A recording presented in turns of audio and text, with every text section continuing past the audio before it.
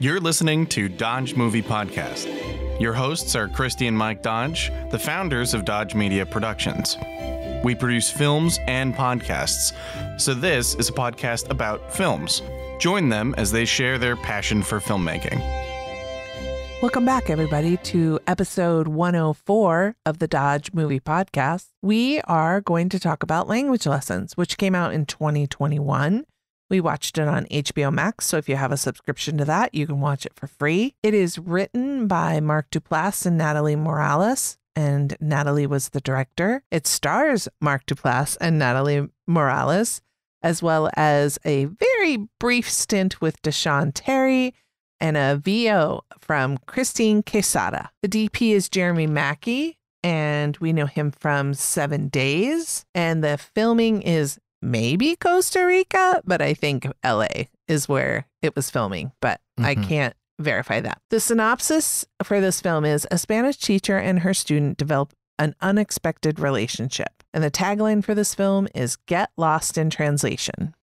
Okay. All right. I wonder if they're trying to kind of play off of In Translation or Lost in Translation, because that was such a big movie. Yeah. I would assume that's what they're trying to go for. So let me give you a little trivia and then we're going to dive in, because I know you have thoughts. I have thoughts about a lot of things.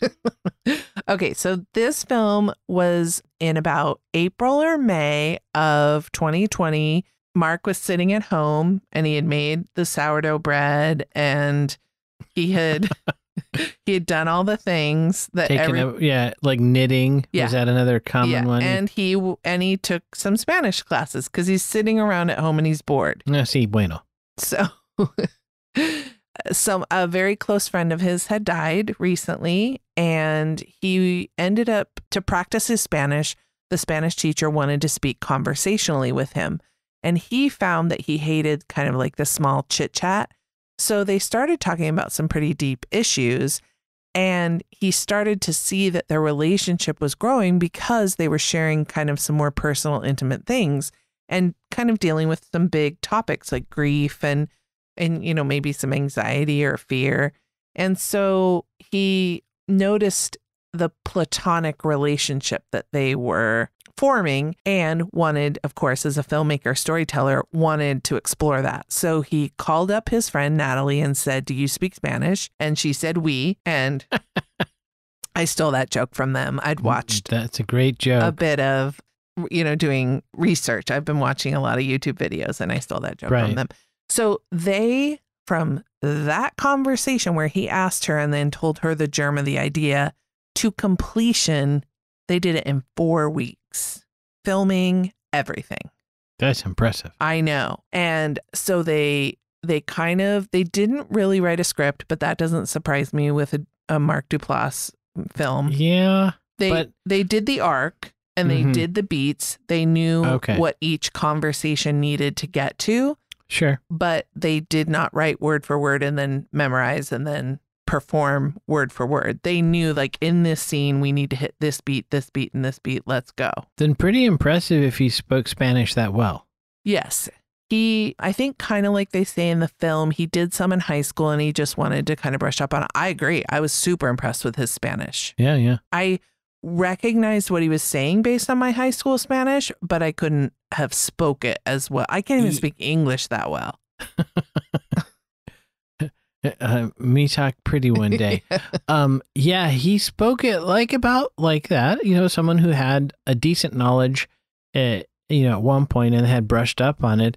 So yeah, I could understand it. He was speaking more slowly, which allowed me to understand it more. And he was using a simpler vocabulary, which I could recognize. But I thought that was spot on. So again, mad props to him for landing the Spanish lines perfectly. Right. And so why don't you kick us off with your pickup line, and then maybe different than we normally do before. We usually talk about the cinematography, but maybe we should talk about the writing first after you tell us the pickup line. Sure. The pickup line is, "Hello, hola, Adam," which, kind of works. Yeah, a little bit. Now your theory is only for romantic comedies, correct? Oh, no, I think all films. So okay. In storytelling, it is something that was beating into me that I definitely still believe, and that's start later. Come into the story as late as possible when stuff starts happening. So that's what my thinking is. That first line, ideally, in my opinion, needs to be stuff is happening right now, and that is setting up why the viewer should immediately care. Yes. And this one does. My professors used to say, drop them in the middle of the action. Yeah. So yeah, that definitely. And that's what they're doing. So we start to find out it's funny because I was not a Zoom user previous to March of 2020. Right. And we all kind of clumsily, and like today I was on a call and people are still being clumsy with it. So it sets up that they're struggling with Zoom and kind of the connection. He doesn't even realize he's on Zoom. His husband surprised him. And so she knows she's supposed to be there for a lesson, but he kind of accidentally figures it out. And it's funny, I think. Yeah, it is funny. From a writing perspective, I thought that was interesting. I made the note because I didn't know that it was his husband at first, that they seem more like brothers. In particular, you surprised me, startled me, so I'm going to beat you. That was just... no, they were just like wrestling. Like, oh, don't you wrestle with your... I guess I'm just a little uncomfortable in a romantic relationship introducing violence. But they weren't violent. It was like playful. I got the feeling that it was playful. Again, this is just me. I there's a firm line there. Okay. I don't believe in beating on people that I like. So it sets up why he's kind of unaware or new to this, right? Because if he had set up the lessons himself, there would be no opportunity for exposition. But here, because he's been dropped into this, he's kind of like, I don't know what's going on. So that allows both of them to give the audience some exposition, which is a clever way to do it. Yeah, and I liked the line, it's in the trailer, and he goes, Will, did you buy me 100 Spanish lessons? And he goes, yeah. And he goes, why? And he goes, because you want to learn Spanish, dummy. And we don't believe in name calling in our relationship, but I thought that was really funny. Right. Well, I have to say that while I don't believe in name calling, again, to preserve good relationships. Yes. But in storytelling, it can be very funny. And I'm thinking of My Name is Earl. Demi. Right. That was very funny. I did want to take a little bit of a detailed look at the lessons, because when it works out, it's $10 per lesson. Okay. Yeah. And that immediately struck me as that's got to be like a 5-minute lesson.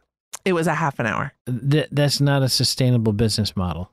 Well, I think the thing is it was bulk. I think, because it was $1,000. It was $1,000, but that's $20 an hour.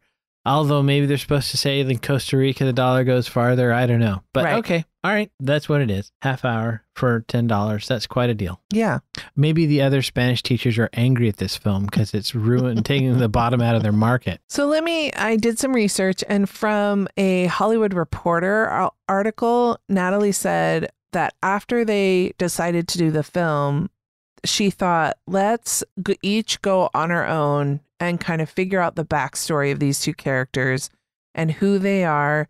And then let's try to figure out how we can kind of collide their stories and how their lives would affect one another. And so, like I said, they said about 70% of it was written out and the rest was improvised. Right. Isn't Ben Affleck known for doing a lot of research on his characters and backstory?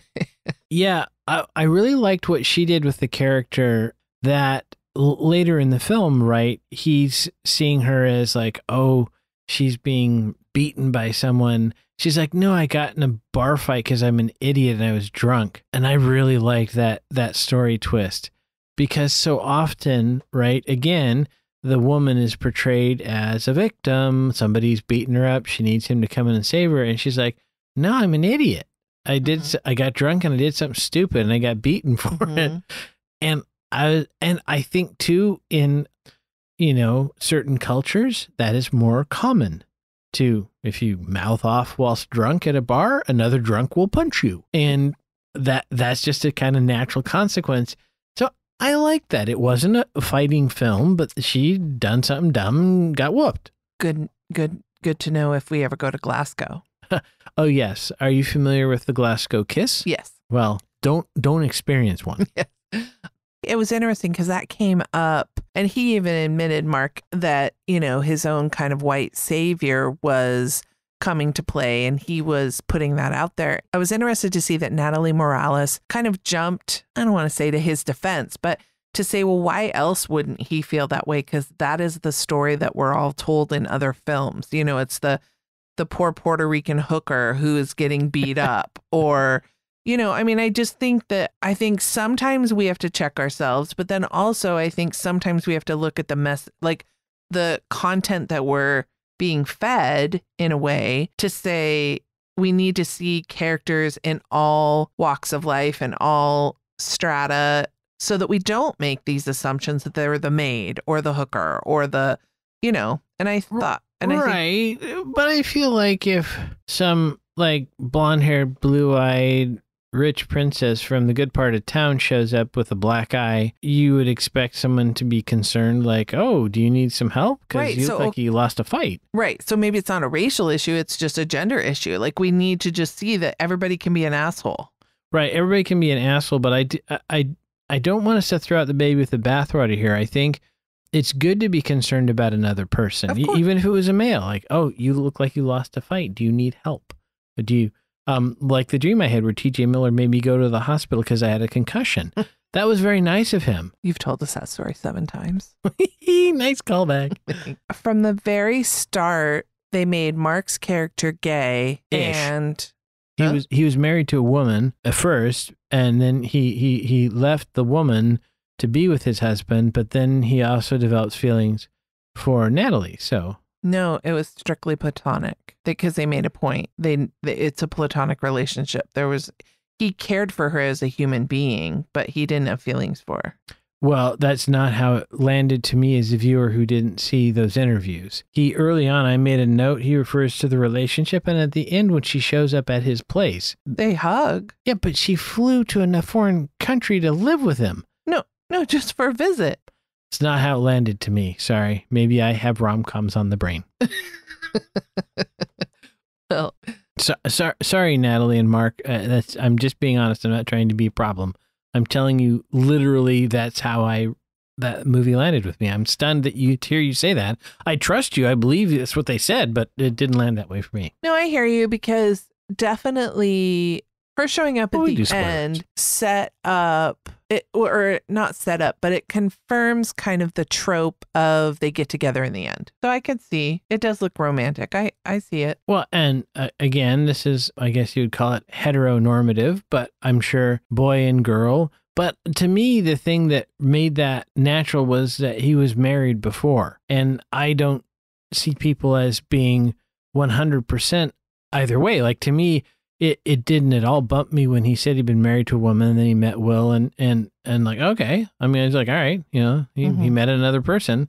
So to me, that established that character. So kind of fascinating story. Love to sit down with Mark and have a chat about it. So next time he's in town, Mark, give me a call. Let's have a combo. What did you think of how they split it up into the different lessons? There was comprehension. That's when Will died. There was context. That's when we see the black eye. Then grammar. It's when she tells him that she tries to create a boundary, that they're just going to stick to the book. I loved that. I thought it was great because it was like vocabulary flashcards, but then it also established kind of like chapters in the movie, and then it was commenting on the movie. I thought that was super well done. Very well done. I thought it was good to kind of pace it too. I knew almost nothing about this film. And in fact, I was misinformed because the little bits that I had seen him post on social media, it said to me that it was about the lockdowns and the quarantines and all that, but it really wasn't, in my opinion. That was purposeful too. They did not want to even mention the pandemic because they didn't want to lock it in that frame of time. Right. Well, and you would lose a lot of viewers because I don't think I shouldn't say most, I think there's a large segment of the populace that just don't want to watch that anymore. So, so they purposely didn't mention it. Yeah, that was smart. But I'm saying his social media posts were a little bit different. And so I thought it was going to be a different thing than it was. But end of Act 1, when he says Will died last night, really powerful because I didn't see it coming. I didn't see it coming at all. Right. And really good acting from him to portray that grief. It wasn't a cliched grief, so I really give him credit for that. So that was interesting. I did mention that not long after that, at 34, 35, he uses the word relationship, and I noted it and put it down. The midpoint is where she enables the video, and he sees the bruising. So now it's kind of like the role reversal, where is he going to help her, where she's been helping him. I thought it was interesting. I teach them gringo Spanish was a good line. And again, this is one of those things where if you'd flip that around, people probably would have been upset if he used any sort of pejorative for her. But I thought it was good to see kind of her dropping the guard from being the teacher who's in a service profession, like, oh, everything you say is smart. And then the twist at nearing the end of Act 2 where she says, I found a lump. So again, really powerful. Didn't see it coming. So I thought it was, for like, if they filmed it in 4 weeks, they wrote it in 1 or something. That's a really, really good job of Mark and Natalie. And post. Yeah, like I can't even imagine how many. Did they have just a couple of days to pound out the beats? That's incredible. I know. When I heard that, I was surprised too. So what they did is their DP sent them all a home rig, and it was built on an IKEA cutting board. The webcam went. Okay, I immediately love this DP. That's awesome. I know. I want to see it. Totes. So the webcam went above the computer so that their eye line would match. Right. And get this, you're gonna totally tech nerd out on this. The type of webcam that they had, remotely, their DP could adjust the not only the framing, right, but probably like an f-stop or maybe aperture and those kinds of technical stuffs. Yeah, he could do that remotely. That's so they had to do their own lighting. Natalie did her own hair and makeup, picked out a wardrobe, obviously. Okay, I'm going to back up a tiny bit. She did bruising makeup?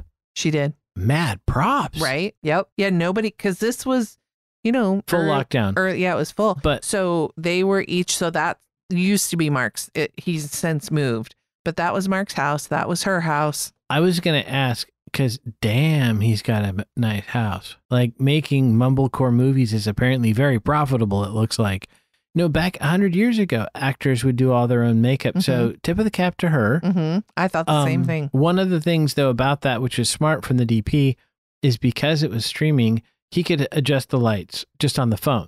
He could have him, all right, Mark, turn on the camera. Nope, more. Nope, move it to the right. So luckily, he was able to probably just adjust the lighting live, but they were their own gaffer. But they also, because they're recording throughout the day, the light would change coming through windows. So you need to be careful. You don't have many takes. You're going to have to film it. And then there were some exteriors, which obviously had to be shot at the right time of day when he's in the pool. Yes. And then I thought this was cool. They were very intentional, or Natalie was, that her internet being down in Costa Rica would be worse than his. So a little bit more grain was added to hers. But get this, because I was thinking of this, and I think maybe you mentioned this, like it would all have to be like long takes. But if we rewatched it, you would probably see it. They would use the fact that we would go from like kind of her perspective, where she would be in the small box and he would be filling most. That's a take. Or a cut. That's a cut. Yeah. So they could flip from her perspective and his perspective to hide a cut. And then the other thing they would do is that, I think they did. I didn't hear this, but I felt like I watched this. It would cut out or it would glitch. Yes. And I thought, you could hide a cut that way. Absolutely. Too. I did make a note that her camera was out of focus more often and had crappy bandwidth. Yep. So they did that well. Yep. I loved the picture, right? Yeah. That was really cool way to do a 2-shot with people who are in different countries. Such a great way, but also you could hide a cut with it. And hide a cut. But here's for the DP and maybe the editor, but more the DP, I think, you had to ahead of time frame it to be picture-in-picture. Yeah. And subtitled. So across the, when he's telling Natalie Mark to set up the camera, he would have had to actually frame it differently than he would have if it was just a single shot with no subtitles. What do you mean? Well, he'd have to leave more room. So let's say in Mark's shot, Mark would have to be higher in the frame. There'd have to be more chest to leave room for that subtitle. But then also knowing that Natalie's picture-in-picture is going to be off to the side. It would change how you would frame things.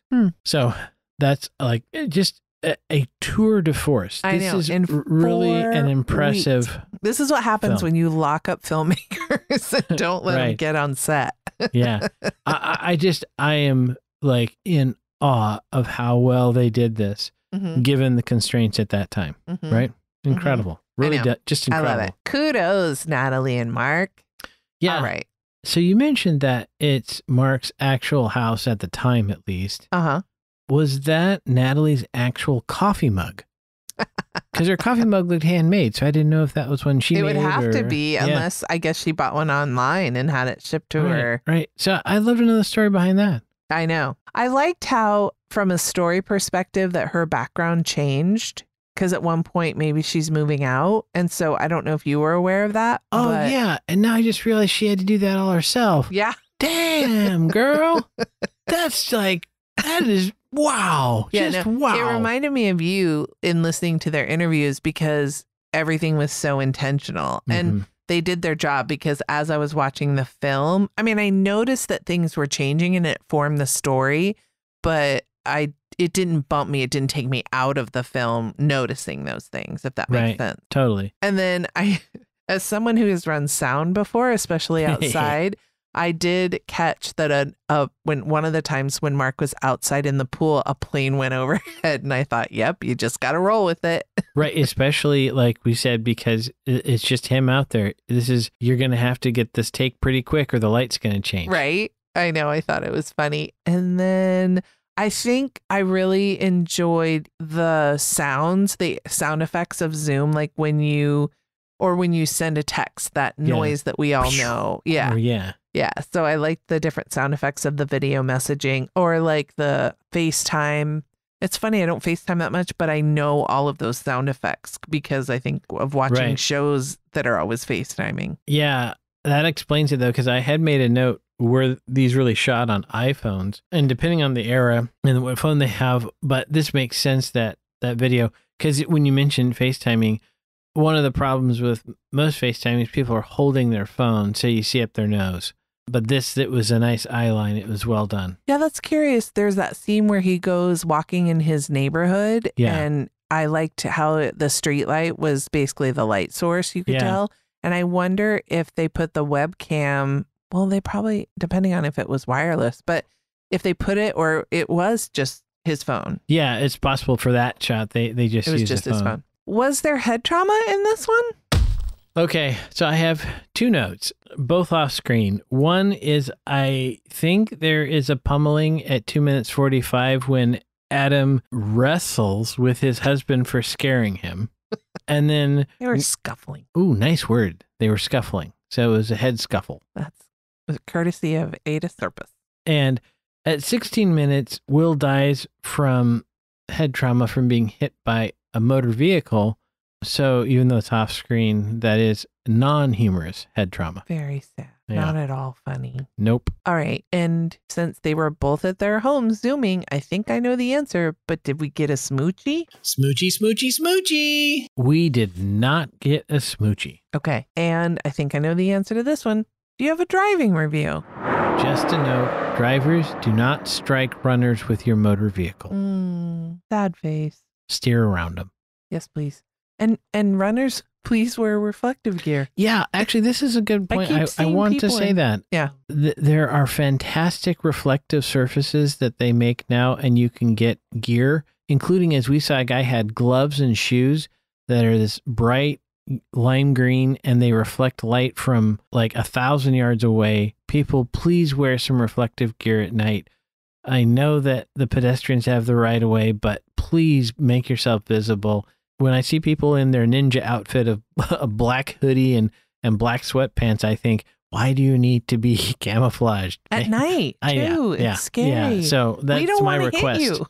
Yeah, in fact, maybe I can look into that. We can get some Dodge podcast branded reflective gear people could wear. Maybe a cool wool cap or something. Yes. Please be careful out there. Shall we go to the numbers? Let's go to the numbers. Okay, well, here's the thing.